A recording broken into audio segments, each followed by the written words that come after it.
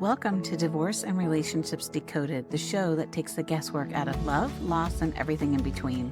Hosted by me, Jennifer Perri, a CDC-Certified Divorce and Empowerment Coach, and Dr. DeborahWilder, a divorce and relationship expert. This is the place where real conversations meet expert advice. So get ready to decode divorce and relationships like never before. Divorce and Relationships Decoded starts now. Welcome back for another episode of Divorce and Relationships Decoded. I am one of your hosts, Jennifer Perri. I'm a CDC certified divorce coach, and I am joined by my dear friend, Dr. DeborahWilder, who is a divorce and relationship specialist. It's so good to see you. We have so much fun when we get together. How are you doing, my friend? I'm doing very well. Always better when I get to see you too. You always make me laugh. We have a great time before the show, and always very grateful to be here. How are you doing, my friend? I'm good. I am. I'm doing really good. And I'm excited. I think we're going to have fun with this episode because it's something that I think really affects every single person who's going to listen to it.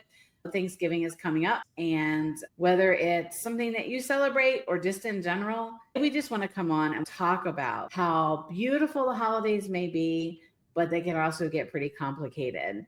And between opinions, family dynamics, old emotional patterns, even the most grounded women can feel tested.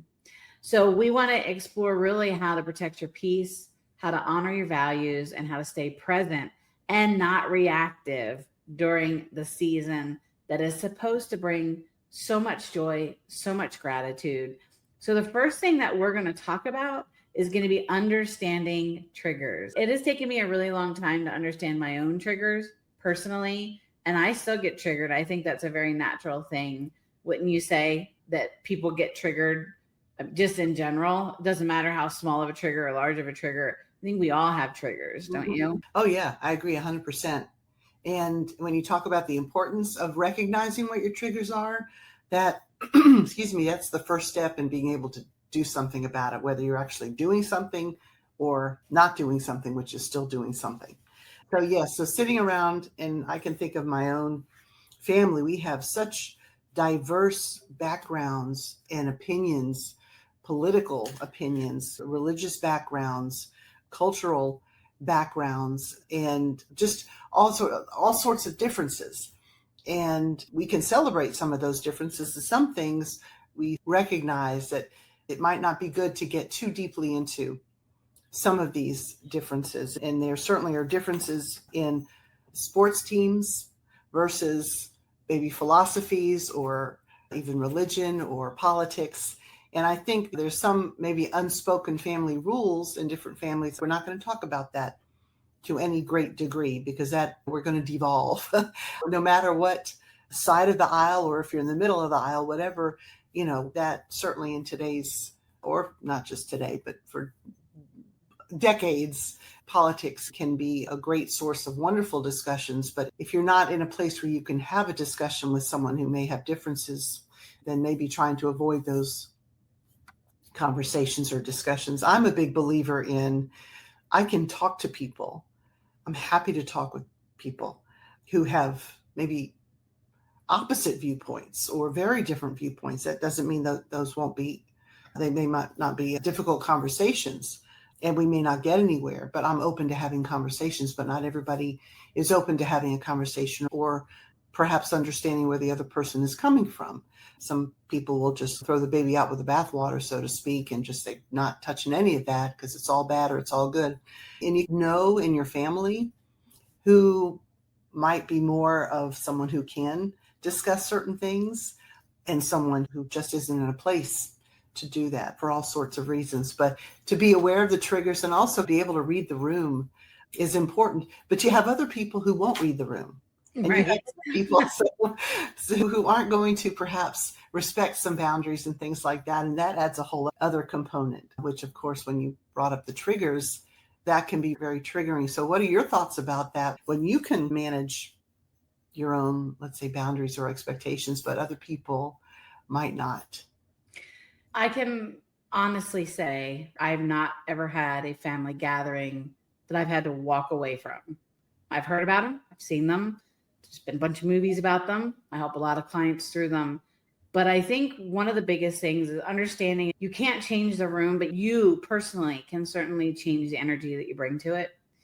And I think for some people, Thanksgiving, Christmas, this is probably the first time they've seen a lot of the other family members over the course of a year. I know for a lot of families, that's the time everybody comes back together. Maybe there are unresolved conflicts that have happened between siblings or parents or just friends. Definitely talking about mismatched values. I look at my client family, my goodness, I have clients that we vote different, we pray different, but they're still part of my client family, and friends that are that way too. But I'm the same as you. I love having conversations with people because I'm very respectful of where they're coming from.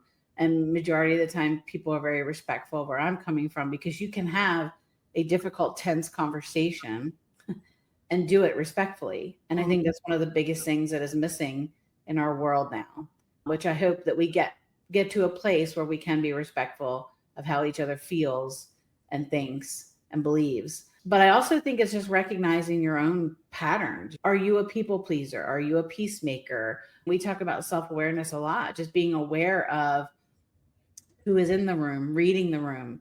I think if you just focus on what you can control, and majority of the times that's just yourself and how you respond, you're going to know if there's something that took place last Thanksgiving that you've been completely avoiding. So I think just understanding that and understanding for yourself going into it, what will get you upset, what may set you off, and then just bringing positive energy into that space.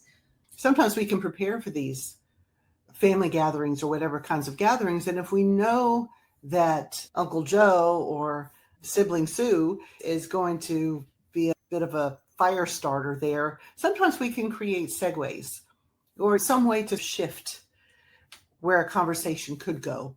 And not that we, again, have that power, but we can certainly speak up in a way that will hopefully perhaps steer a conversation which will be more effective or better for the for the group at large. But no, I think, again, recognizing triggers is very, very important. And I'm sure as we talk more today, we'll get more into what are some things that we can do. For sure. And I think it is a perfect segue too into setting boundaries, being intentional about the boundaries. I've set a lot of boundaries in my own personal life. Boundaries aren't walls, they're just doors that you happen to control. Yep. And as far as setting boundaries going into a holiday dinner, what would be some ideas that you could help people with?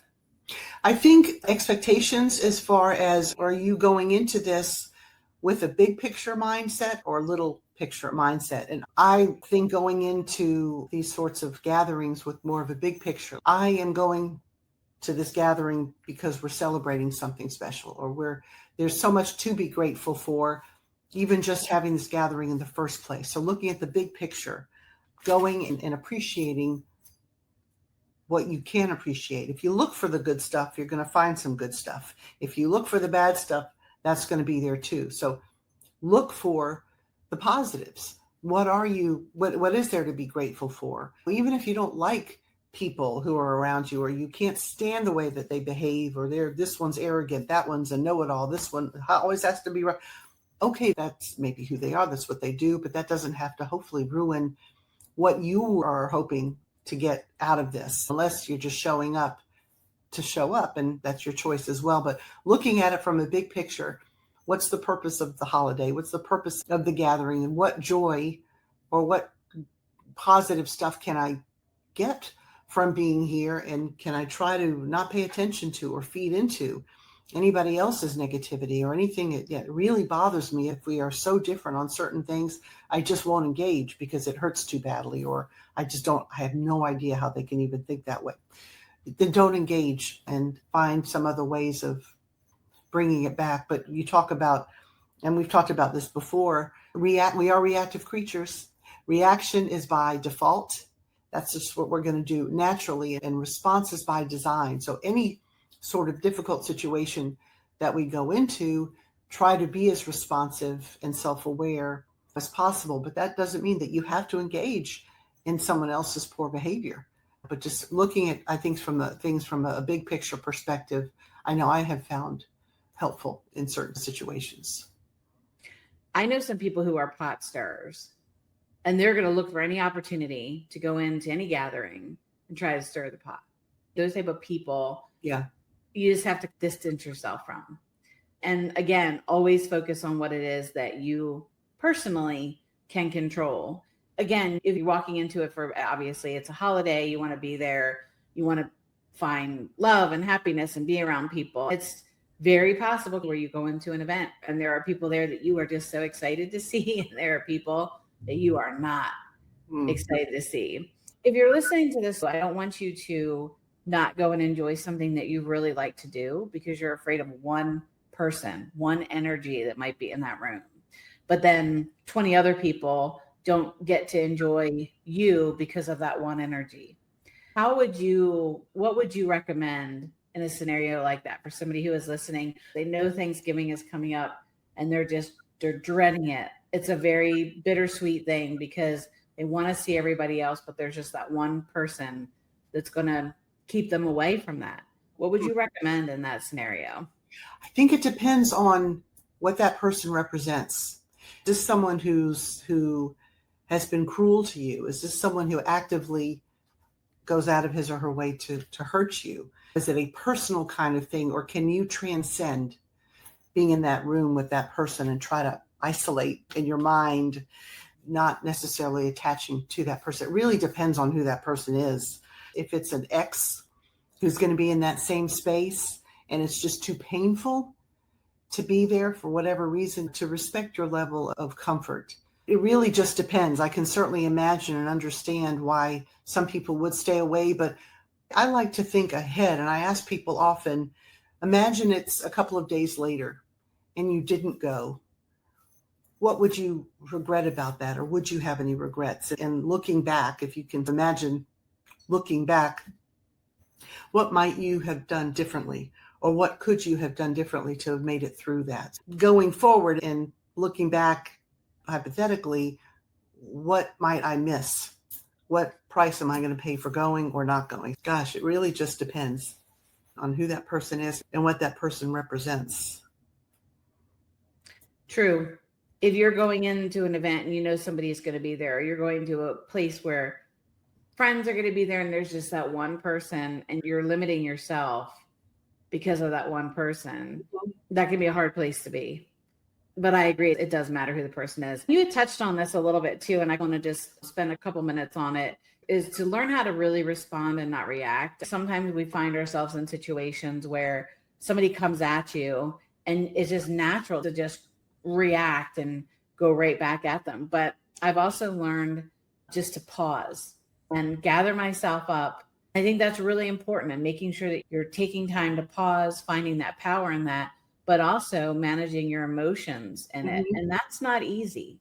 What are your thoughts on responding instead of reacting?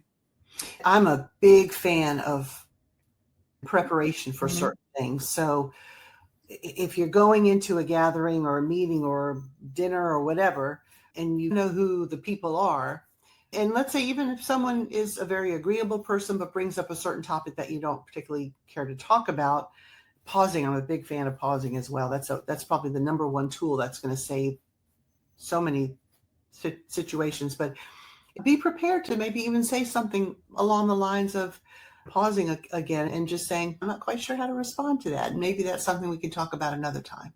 Or some way to deflect.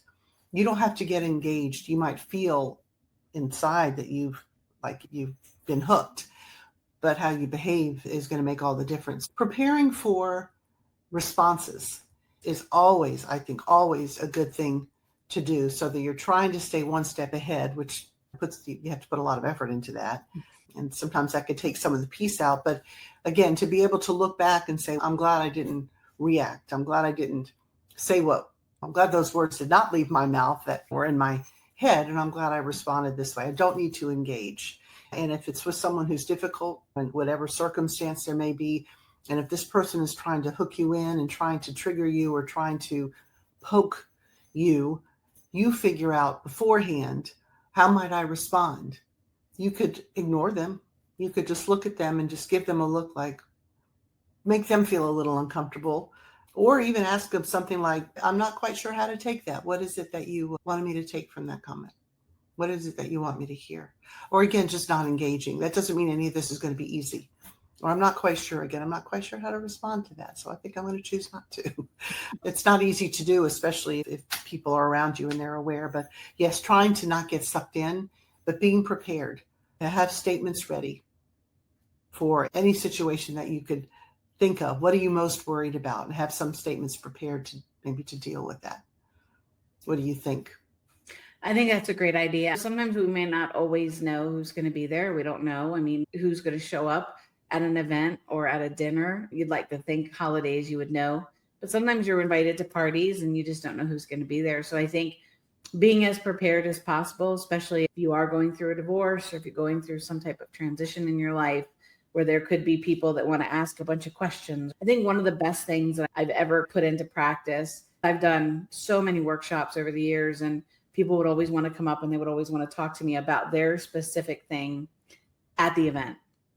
And I would always express interest. I absolutely want to spend time with you. Right now, this isn't the right setting, right? Because your information is private and I want to keep it that way. And I want to have time where I can really just focus on you. Same thing. In the setting like this, if you have somebody who wants to talk about unresolved conflict, because this is one of the only times they get a chance to see you, you can still love on them and say, absolutely, this is important for me. And I really want to talk about it. But right now, I don't think it's the right time. Let's schedule some time over the next couple of days where we grab coffee or we get on the phone or we have a conversation, because this is important and I want to take care of it and I want to talk about it. Mm-hmm. But you don't have to do it there. You don't have to do it in the middle of it, because if you're doing it, not only are you going to lose control of the conversation at some point, no doubt, but you're also making other people uncomfortable in that scenario. So just try to be intentional about what you're doing, your actions, because we have triggers. We all have non-negotiables and boundaries, and we all see things differently than other people. We could read the exact same thing and it translate different to us, which is why if I have to have a conversation with somebody and it's not an easy conversation to have, I will not send a text. I will not send an email. We are getting either on the phone or on Zoom so that they can hear how I'm saying it. I can see their facial reactions. They can see my facial reactions. That's just not going to be something that I send across in a note. This time of year is my favorite. Going into Thanksgiving, going into Christmas, and then the new year, there are so many opportunities to find so much joy in the midst of all of it. But there also are times where you are going to find confrontation. You are going to find things that make you very uncomfortable. If we could leave you with some thoughts, it would be really just embracing what's coming next, however it is that you're celebrating, focusing on just connecting with people. Look for meaning in the small moments. This will be my first Thanksgiving that I've celebrated with my parents in 19 years. Wow. So there is a lot that we are going to be thankful for this year. But before we head off today, is there anything else that you would like to add in? So I think it's also good to go into this with, you might say to you, regardless of what happens, I'm going to do my best to have a good time because I want to enjoy this. And I know there may be some difficulties here or there, but I'm not going to let anybody steal the enjoyment from me. I'm not going to feed into anything. I hope everybody gets along, but if not, I'm going to not just, again, throw the baby out with the bathwater, so to speak. My goal is to have a good time and to connect with people and just be glad to be in a situation where we can be grateful about the opportunities to be together, just being in a country where we could gather and things like this. Again, you can look and very easily find many things to be grateful for, and try not to let those things that are bothersome or difficult steal that from you. So being intentional about what you hope happens and then being prepared when things may take a turn for the worse. So I think those are good ways of approaching these sorts of events. I agree completely. And before we wrap up, I'm incredibly thankful for you. I'm thankful for all of you who have listened to us, who have supported us here at Divorce and Relationships Decoded. We're looking forward to an exciting new year of different things and want to continue to make sure that you know that you have two people here who are listening, whose doors and DMs and calendars are open for you should you have anything that you are facing that you need help with, regardless of navigating a divorce or beyond, please reach out to us. All of our contact information is below. And I've enjoyed this conversation. Let me just say to you, you have brightened my life. Ah, Since the moment we met, we hit it off, and every moment has been enjoyable. So not only have you brightened my life, but you've brightened people's lives all around the world. Your reach is literally internationally. And I'm very grateful to have you in my life as a dear friend and someone to talk with, hang out with, laugh with, cry with, whatever we do. And certainly on a professional level, you have my utmost respect. And I'm always grateful for this time, and for anybody out there who, needs some support. Jennifer is that person for you. I'm here as well as best I can be, but you do brighten my life as well as others. And this is a great opportunity to share our experiences and guidance and hopefully wisdom that can help other people brighten their lives as well. So this is always a pleasure. I love you to pieces. Thank you. Feel the exact same about you for sure. We'll be back again next week. We appreciate you. We're grateful for you. Yes. And if there is anything that we can help with, send questions to questions@drdecoded.com or send us a note, a message through here. You can certainly know how to find us. Connect with us in our info below, and we will be back again next week with another episode. All right. Bye, everyone. Everybody. Bye. That's a wrap for this episode of Divorce and Relationships Decoded. We hope you found today's discussion insightful and empowering. If this conversation resonated with you, we'd love for you to share it with someone who might need to hear this message. Remember, healing, growth, and transformation happens one conversation at a time. If you have a question, a story, or a topic you'd love for us to explore, we'd love to hear from you. Drop us a note at questions@drdecoded.com. Your thoughts and experiences are always welcome here. Thank you for joining us, and we'll see you next week for another insightful episode of Divorce and Relationships Decoded. Until then, take care and keep moving forward.